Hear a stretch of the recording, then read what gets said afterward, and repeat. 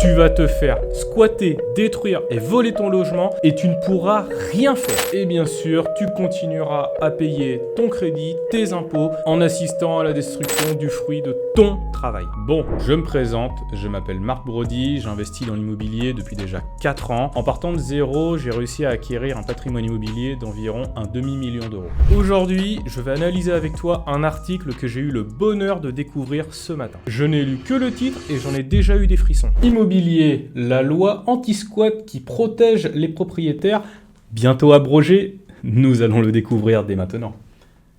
Le nouveau Front Populaire, arrivé en tête à l'issue des élections législatives, promet d'abroger la loi dite anti-squat, qui renforce les sanctions contre les occupations illégales de logements. Arrivé en tête des élections législatives au soir du 7 juillet, le nouveau Front Populaire, NFP, parviendra-t-il à appliquer son programme ?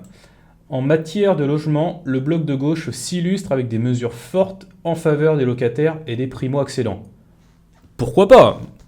Si ça peut aider les gens, je dis pourquoi pas, ok. Le NFP promet notamment de revaloriser les APL, ok. Généraliser l'encadrement des loyers. Bon, alors là, déjà, ça commence mal. Alors, pourquoi la généralisation de l'encadrement des loyers, comme cité dans cet article, est selon moi une très mauvaise chose. Alors déjà, ça bloque le prix du mètre carré, donc à la location. Par exemple, 10 € du mètre carré, sauf que tu te doutes bien que si tes travaux te reviennent beaucoup plus cher que tu ne peux mettre en location, par exemple, j'ai n'importe quoi, ça te revient, allez, disons, faisons un prorata, à 20 € du mètre carré, mais que tu peux louer qu'à 10, bah, automatiquement, tu ne vas pas acheter un bien, faire des travaux, donc le rénover et le mettre en location, si in fine tu vas perdre de l'argent. C'est tout à fait logique. Je pense qu'on est tous pareils. On fait tous de l'immobilier pour être rentable. Donc si on n'est pas rentable, on ne va pas faire de l'immobilier. Donc automatiquement, ça veut dire qu'il y aura beaucoup moins de logements rénovés, beaucoup moins de logements disponibles. Donc ça va déconner à un moment. Et donc naturellement, s'il y a beaucoup moins de logements disponibles, ça ne va pas régler le problème du mal logement. On est bien d'accord. Il faut savoir qu'historiquement, alors même que cette mesure d'encadrement paraît être une bonne chose, des villes et des pays l'ont mise en place, comme par exemple la Suède, ce qui a conduit en Suède à devoir attendre plus de 11 ans pour obtenir un bien en location.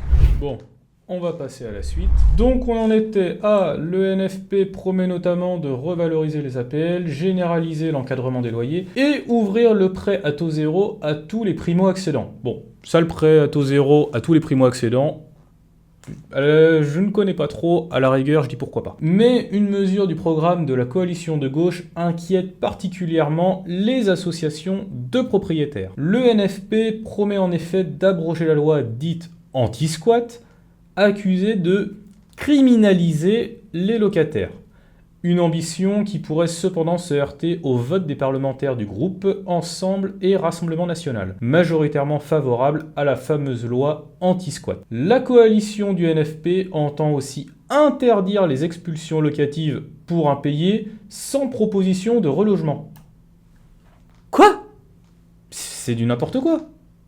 Non mais c'est vraiment du n'importe quoi. En gros, ça veut dire qu'avant, tu te retrouvais dans la merde avec un locataire qui payait pas, mais maintenant, si tu veux dégager ce locataire, il faudra en plus que tu lui proposes un autre logement dans lequel il pourra en gros aller squatter et ne pas payer son loyer. Donc bien sûr, ça veut aussi dire que si le mec n'accepte pas ta proposition de relogement, automatiquement, il reste dans ton bâtiment, dans ton logement, et il continue à pas payer le loyer. Bon, bien sûr, après, je pense que ça doit être soumis à des conditions. Je dis n'importe quoi, par exemple, le mec, tu lui proposes 3 fois un relogement, il accepte pas, bon, à un moment, ça doit repartir devant un juge ou quelque chose comme ça, et le mec est obligé d'accepter. Du moins, ça serait logique. Mais évidemment, ça veut dire que pendant toute cette procédure, tu ne touches pas un centime. Donc, tu restes dans ta merde et tu dois continuer à payer le crédit, les charges et tout ce qui suit. Mais de toute façon, c'est normal, ça fait partie du package intégral. Quand tu prends un truc, tu prends le tout. Et alors là, s'il y a des enfants, bon courage mon cher, parce que tu vas bien galérer. Donc je pense pouvoir dire sans me mouiller qu'on va arriver à environ 3-4 ans de procédure au lieu d'environ 2 ans à l'heure actuelle. Allez, retournons à notre article. Cette mesure prolongerait mécaniquement la durée des procédures d'expulsion, Oui, bah logique, contre les mauvais payeurs, puisque l'État serait contraint de trouver un nouveau logement aux locataires congédiés par leurs propriétaires. Ah, du coup, ça serait à l'État de trouver... Bon, bah là, on en a encore pour 3 ans de procédure en plus. Bon, si c'est nous, ça peut peut-être aller vite, mais si c'est l'État, c'est même pas la peine. Ayez besoin d'un remboursement de la part de l'État, vous verrez de quoi je parle. Sans surprise, le ministre délégué au logement, Guillaume Kasbarian, qui a porté ce texte de loi à l'Assemblée nationale l'année dernière, a déjà fustigé la promesse de la gauche. Abroger la loi anti-squat, c'est ouvrir la porte aux squatteurs. C'est une folie, a-t-il alerté sur le réseau social X. Là-dessus, on est d'accord. Pour rappel, la loi visant à protéger les logements contre l'occupation illicite, ça fait déjà pas trop son utilité, donc attends, on va voir ce qu'ils vont dire. Portée par les députés Renaissance, Guillaume Kasbarian et Aurore Berger, a été adoptée par le Parlement et promulguée pendant l'été 2023. Le texte, déjà très contesté à l'époque par la gauche et les associations qui luttent contre le mal logement, a pour objectif de réprimer plus sévèrement les squatteurs. Oui, enfin bon, la plupart déjà ne sont pas solvables, donc tu peux leur mettre autant d'amendes que tu veux, s'ils payent pas, ils payent pas. La mesure phare triple les sanctions encourues par les squatteurs, qui risquent désormais jusqu'à 3 ans d'emprisonnement et 45 000 € d'amende. Bon, déjà quelqu'un de solvable va lui faire payer 45 000 € d'amende, donc imagine un peu un mec qui n'est pas solvable. Là, c'est toi et moi qui allons payer au travers de nos impôts. Je t'informe si tu n'étais pas au courant. Le texte comporte également un article visant à accélérer les procédures d'expulsion des locataires en situation d'impayés. Il pénalise aussi les locataires qui, une fois la décision d'expulsion prononcée, se maintiendront malgré tout dans le logement. Oui, c'est déjà ce qui se passe un peu à l'heure actuelle.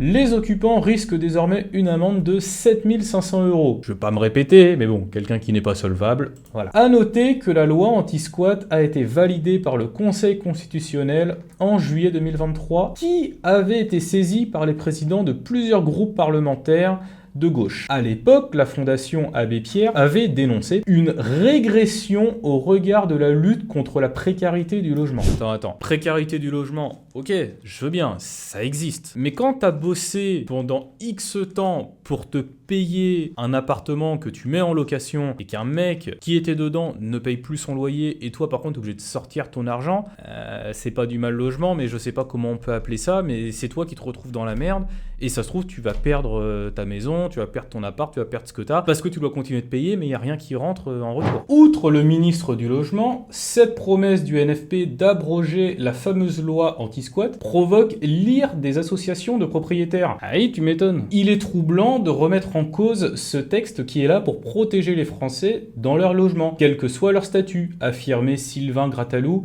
président de l'Union nationale des propriétaires immobiliers, l'UNPI, sur la chaîne CNews, mardi 9 juillet. Ah bah oui, c'est le moins qu'on puisse dire. C'est quand même très troublant. Il faut rappeler que le sujet du squat peut concerner les propriétaires, mais également les locataires. Ah oui, parce que si toi, demain, tu es locataire et qu'un mec vient squatter le logement, le propriétaire est dans la merde, mais toi aussi tu es dans la merde, parce que tu dois te retrouver un autre logement, donc payer un autre loyer, et si on met en place justement le plafonnement des loyers, comme il était expliqué plus tôt, il y a beaucoup moins de logements disponibles sur le marché, donc le propriétaire est dans la merde, le locataire aussi est dans la merde, donc toi, si tu es locataire, tu seras également dans la merde. La Fédération nationale de l'immobilier, FNAIM, fustige également le projet du NFP par l'intermédiaire de son président Loïc Quentin. La loi Kasbarian permettait enfin une meilleure prise en compte des réalités auxquelles sont confrontés les propriétaires et un rééquilibrage de l'arsenal législatif jusqu'alors favorable aux occupants. C'est toujours plus ou moins le cas, qu'on soit bien d'accord. La proposition portée par le nouveau Front populaire est une atteinte majeure au droit de propriété dénué de tout fondement. Bon, comme tu l'auras compris, le marché de la location immobilière ne va pas aller en s'arrangeant. Et ça, c'est une certitude. C'est pourquoi je pense qu'il est grand temps d'évoluer et de trouver des solutions pour pallier à tous ces problèmes que tu rencontreras pendant ton parcours d'investisseur. Personnellement, j'ai cherché une solution pendant longtemps et j'ai fini par la trouver. Ça fait maintenant 2 ans que je l'utilise et je peux t'assurer un truc, c'est qu'elle fonctionne au top. Grâce à cette méthode, j'évite les locataires à problème, ça me rapporte des revenus revenu assez conséquent. Ça m'évite d'avoir des galères à gérer et j'ai un très bon taux d'occupation. Je parlerai de cette solution dans une prochaine vidéo. Donc abonne-toi si tu ne veux pas la louper. Et d'ici là, si tu veux déjà en savoir plus, je t'invite à cliquer sur le lien pour réserver un appel avec moi en description de cette vidéo. Si tu as aimé cette vidéo, n'oublie pas de la liker, de t'abonner à ma chaîne pour plus de conseils sur l'immobilier et de cliquer sur la cloche pour ne rater aucune de mes prochaines vidéos. Laisse-moi un commentaire en dessous si tu as des questions et je me ferai une joie de t'y répondre. Et je te dis à la prochaine, salut!